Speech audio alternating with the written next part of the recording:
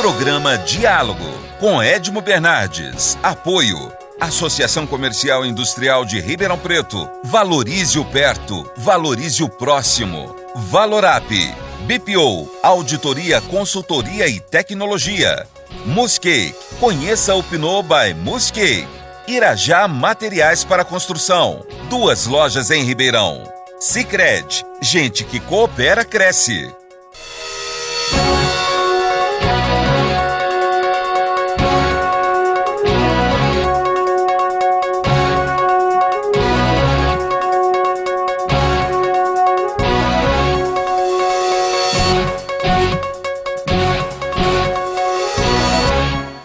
Olá, estamos iniciando mais um diálogo e eu confesso que eu sou fã dos meus convidados, porque se os meus convidados são meus convidados, é porque eu admiro todos eles. Mas hoje eu recebo a ministra Eliana Calmon, do STJ, essa gentileza, essa simpatia, a qual já disse a ela e vou repetir, sou admirador do trabalho dela enquanto ministra do STJ, como também pós-STJ. Então, muito obrigado, ministra.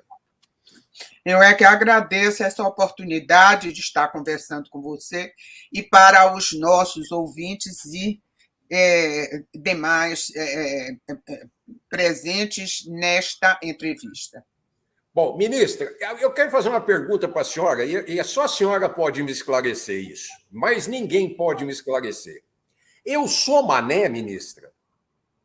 Nós somos mané. Ah. Não só o senhor, eu também. Quem é o mané? É aquele que acreditou na Constituição, nos poderes constituídos, no Supremo Tribunal Federal, e que acreditou até na possibilidade de alguns patriotas que estavam à frente de um movimento em favor da democracia, para terem esclarecimentos quanto às eleições que foram bastante questionadas, esperaram uma resposta dos poderes constituídos, do executivo, do judiciário, do poder legislativo e, por último, chegaram a pé à porta dos quartéis. Todos esses que acreditaram em tudo isto são manés. Ministra, bom, a ministra Eliana Calmon é a primeira mulher brasileira que galgou uma corte superior e que abriu espaço aí para diversas outras mulheres, então a gente também tem que salientar tudo isso. E, ao mesmo tempo, ministra, já que a gente está falando aí no ministro do Supremo Tribunal Federal, a Constituição de 88, para o entendimento do que é e o que deveria funcionar o STF, ela foi falha? Bem, ela foi feita depois de um período não democrático, onde se tomou muitas medidas para evitar um retorno a estes movimentos que eram antidemocráticos. E, por isso, a Constituição terminou tecendo considerações e estipulando garantias no poder que, à época, era aquele que mais garantia os direitos constituídos, que era o Supremo Tribunal Federal. E, por isto mesmo, a própria Constituição trouxe para o seu bojo a oportunidade de haver o chamado ativismo judicial, ou seja, o Supremo Tribunal Federal, o próprio Poder Judiciário, agir de acordo com o que estava explicitado nos princípios constitucionais, abandonando-se, então, a letra fria da lei. Porque o que se dizia é o seguinte: o judiciário só pode atuar de acordo com o que está estabelecido na lei. E muitas vezes esta lei não estava escrita. Havia um princípio constitucional e não havia a lei do parlamento para estipular o regramento daquilo que estava previsto na Constituição. Então, a Constituição de 88 estabeleceu o seguinte: mesmo que não exista lei, mas é um princípio constitucional, o Poder Judiciário está autorizado a aplicar este princípio constitucional. Isto abriu as portas para um ativismo judicial. E, a partir daí, é que nós estamos hoje vivenciando este desmando que está acontecendo no país. Mas aí vem aquele primeiro desentendimento, né, ministra? Se existe a primeira instância, se existe a segunda instância, se existe o Superior Tribunal de Justiça, quer dizer, para ser obedecidas esses degraus da justiça, como é que o STF pode avogar um processo que esteja na primeira instância para si? Exatamente. Isto aí já começa com um desmando.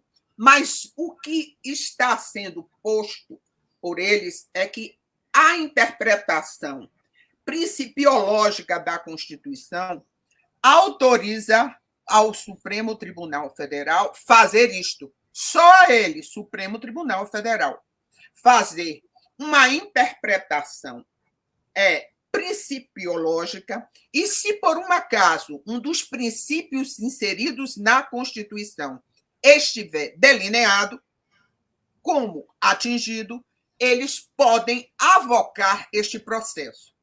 Ora, a desobediência a um iter procedimental para avocar um processo, independentemente do que seja baseado em princípio, leva naturalmente a uma interpretação muito pessoal de quem está no poder naquele momento. Ou seja, aquelas 11 pessoas que estão a exercer os cargos de ministros do Supremo Tribunal Federal, em nome desta interpretação principiológica, pode fazer o que quiser, porque não há limites.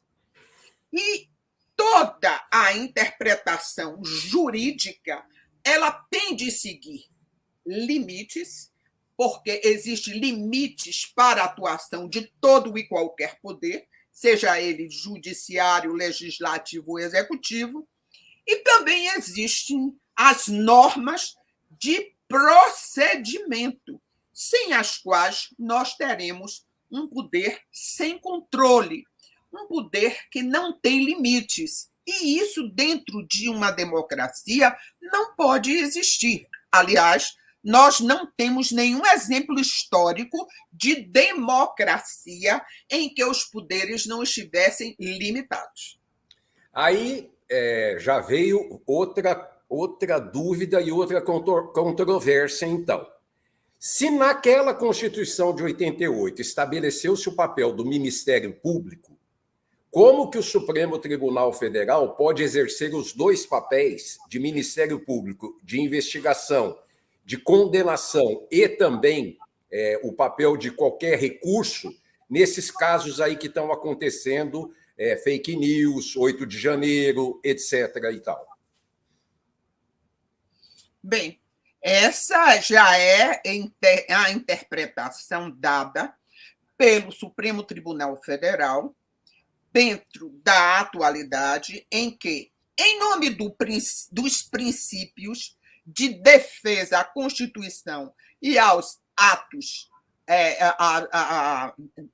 em nome de defesa à Constituição e contra os atos antipatrióticos, ele pode sobrepujar todos os demais poderes, inclusive o próprio Procuradoria-Geral da República, que é um Ministério Público Federal, que tem, pela Constituição, o poder de iniciar toda e qualquer investigação. Ele abandona todo este iter procedimental que começa com a atuação da polícia investigativa, a partir da atuação do Ministério Público como dono da ação penal, toda a colheita de provas para chegar a um denominador comum.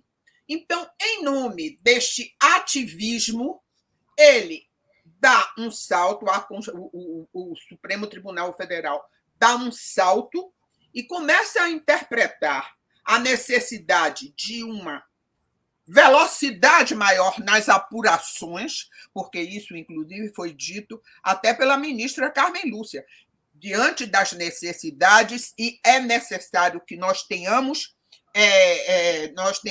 rapidez na apuração de tudo.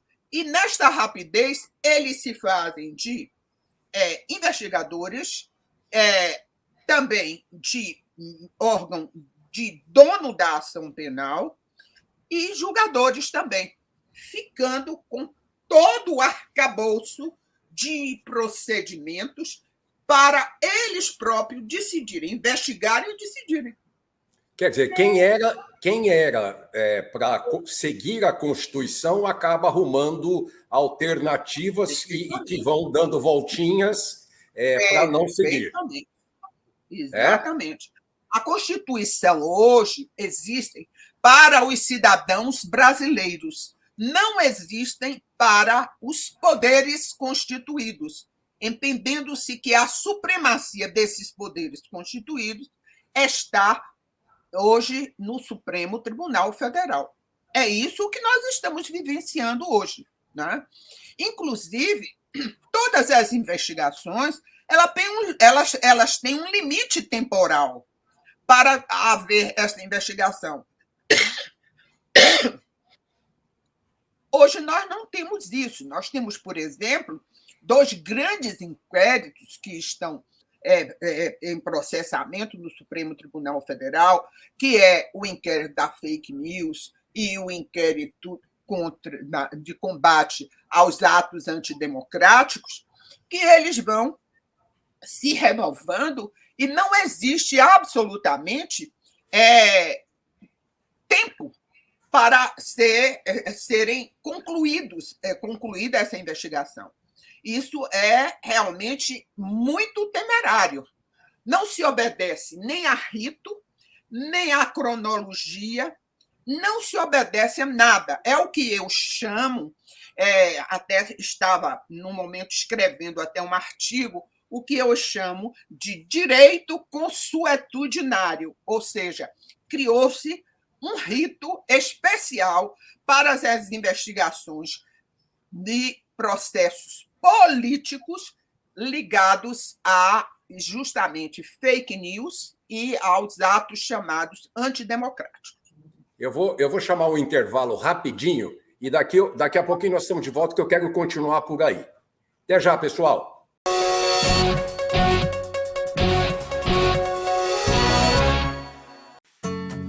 Hoje eu quero aquela brusqueta de pepperoni.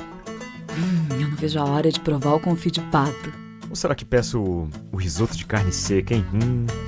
E eu mereço o brownie de sobremesa. Eu vou pedir a torta de chocolate com geleia de damasco. Nossa, a gente nem chegou e já tá pensando na sobremesa. O mousse cake da Itatiaia agora é My Mousse Cake. O mousse cake que você sempre amou, com tudo que você sempre pediu. Lembra daquela festa onde você foi, que tinha um monte de gente e de você chamando mais amigos? Afinal, sempre cabe mais um, não é? Você também se lembra que, depois da festa, teve beijos nos pais, nos avós e abraços nos amigos? Pois é, um deles está agora na fila do hospital esperando uma vaga. Falta de ar. Valeu a pena? 3 ou 4 horas de diversão para colocar em risco a vida de uma pessoa? Tome cuidado, porque assim como o vírus, arrependimento também mata.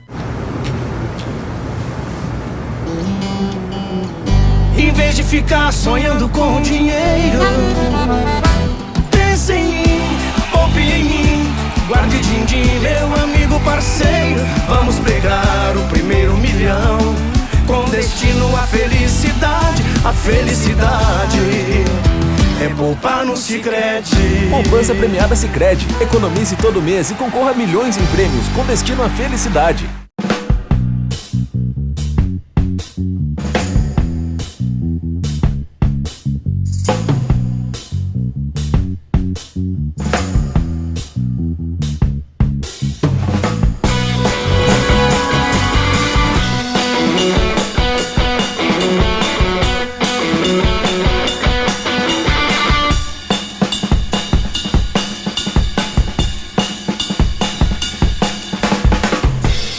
Seja reforma ou construção, conte com o Irajá Materiais para Construção, a melhor escolha para garantir o sucesso de sua obra. Irajá, 2 lojas em Ribeirão. Acesse depositoirajá.com.br. Desafio Irajá, da reforma ou construção. Melhor qualidade, rapidez na entrega, maior economia. Quem pode, faz melhor e garante. Irajá Materiais para Construção. Diálogo, apoio, Astirp, Valorap, Muscake, Irajá Materiais para Construção, Sicredi. Estamos de volta com o segundo bloco do programa, recebendo a primeira mulher brasileira que alçou uma corte superior, ministra Eliana Calmon, a quem mais uma vez eu agradeço por colaborar conosco aqui no nosso programa. E, ministra, a senhora falou sobre o extrapolar, né, com relação a algumas situações, algumas coisas, mas quem deveria fiscalizar esse papel é o Senado Federal, a quem, pela Constituição, cabe esse papel. E o Senado, me parece que não o faz. E por que não o faz, se tem todas essas nuances? Olha, isso aí eu já disse em algumas entrevistas. Inclusive, eu fui chamada para fazer uma exposição no Senado Federal e eu disse exatamente isto que precisa ser dito. E precisa ser dito, não, porque a nação brasileira toda sabe. O que aconteceu?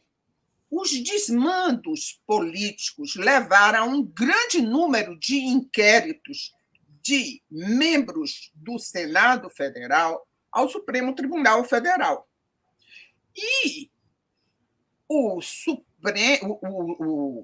Congresso Nacional, o Senado Federal, é que é o órgão que limita e que julga o Supremo Tribunal Federal e seus membros. De forma que hoje nós temos uma briga do gato com o rato. O Supremo teme, naturalmente, o Congresso Nacional, o Senado Federal, porque é o único que pode chegar até eles. Mas o Senado também tem muito medo do Supremo Tribunal Federal em razão dos inúmeros inquéritos que estão estão paralisados e que não há nenhum interesse político em tocar estas investigações, porque isto é uma moeda de troca que se tem dentro do Supremo Tribunal Federal. Enquanto senadores estiverem nas mãos dos ministros, através dos inquéritos, e nós podemos ver que são senadores já assim, de bastante relevância para a população, senadores antigos, senadores que hoje estão numa posição de vantagem como líderes, que estão processados no Supremo Tribunal Federal.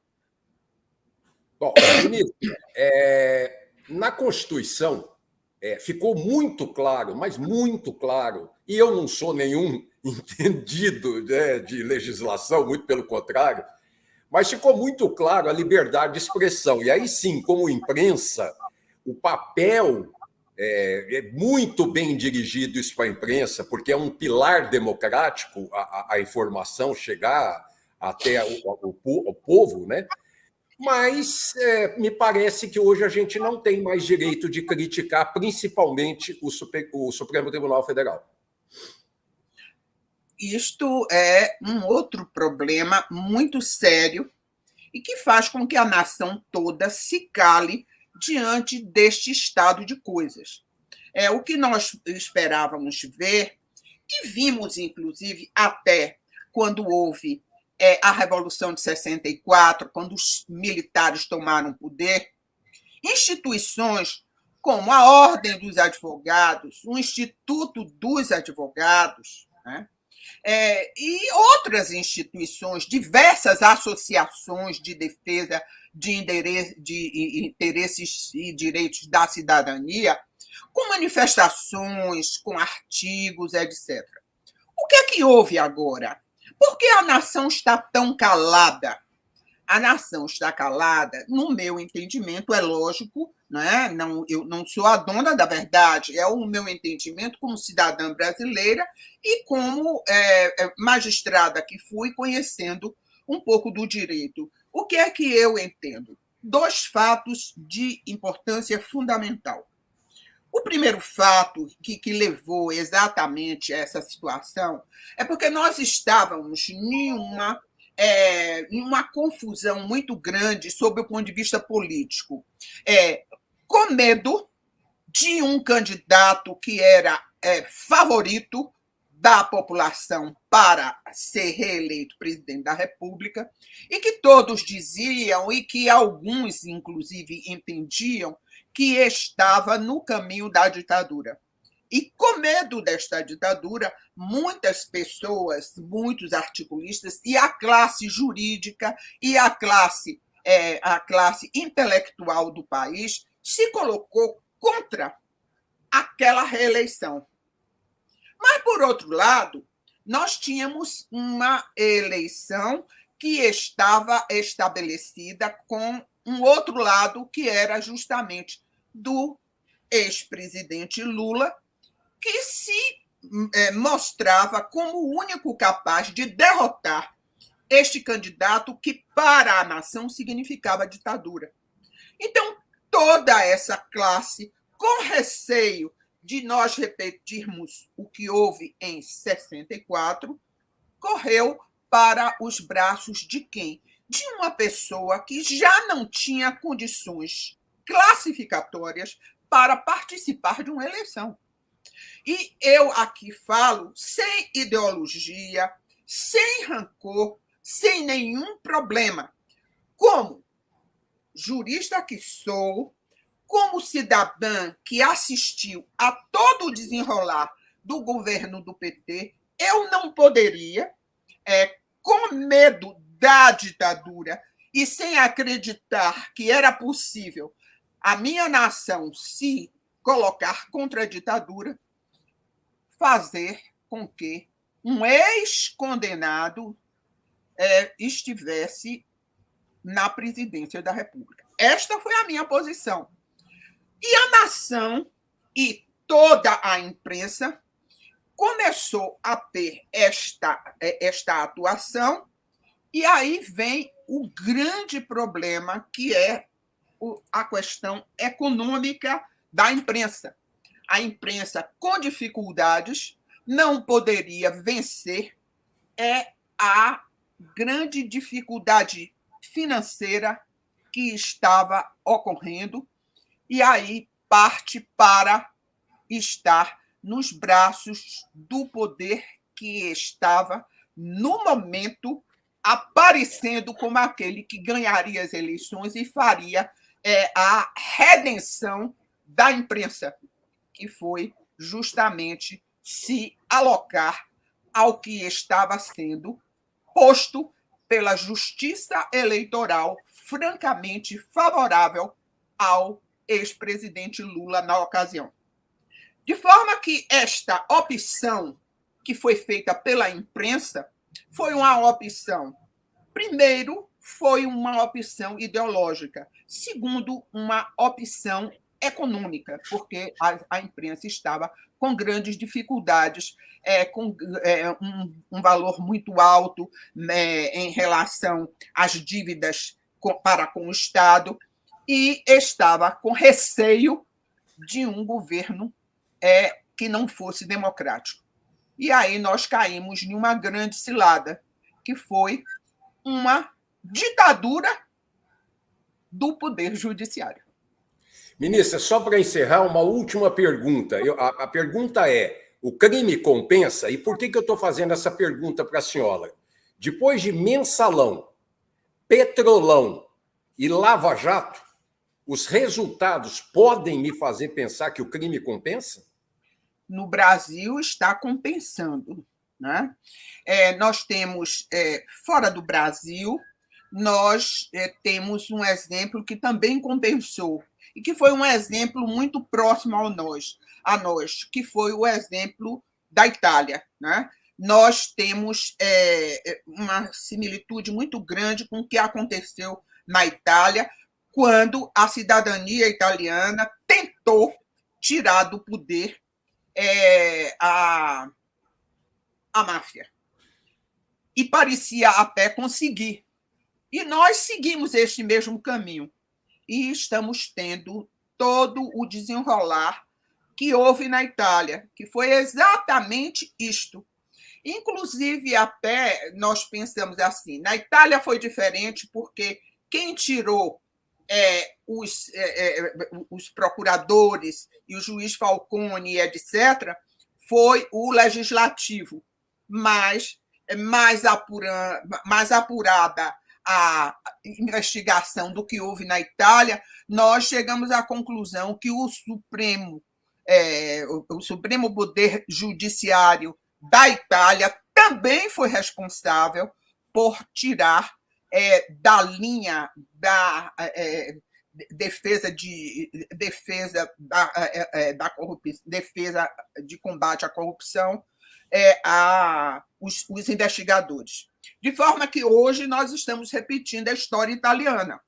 Agora, se nós formos verificar que uma nação não pode ser considerada democrática e se considerar passível de uma organização onde o crime compensa, nós podemos dizer que, a longo prazo, o crime não pode compensar. O crime é um instrumento de uma selvageria estatal, de Estado desorganizado, que não pode se colocar como referência ou como exemplo. Agora, no Brasil, até agora, o crime tem compensado. Ministra, eu quero agradecer por muito a senhora, porque a sua lucidez, a sua inteligência, o seu conhecimento enaltece e enche os nossos telespectadores de conhecimento e de independência.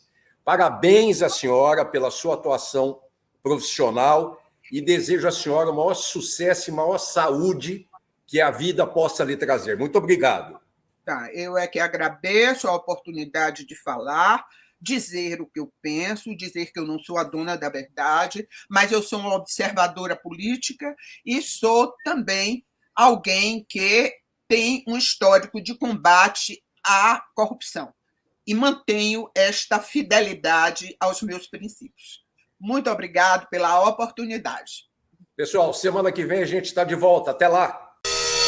Programa Diálogo, com Edmo Bernardes. Apoio: Associação Comercial e Industrial de Ribeirão Preto. Valorize o perto, valorize o próximo. Valorap, BPO, Auditoria, Consultoria e Tecnologia. Muscake, conheça o Pinot by Muscake. Irajá Materiais para Construção, 2 lojas em Ribeirão. Sicredi, gente que coopera cresce.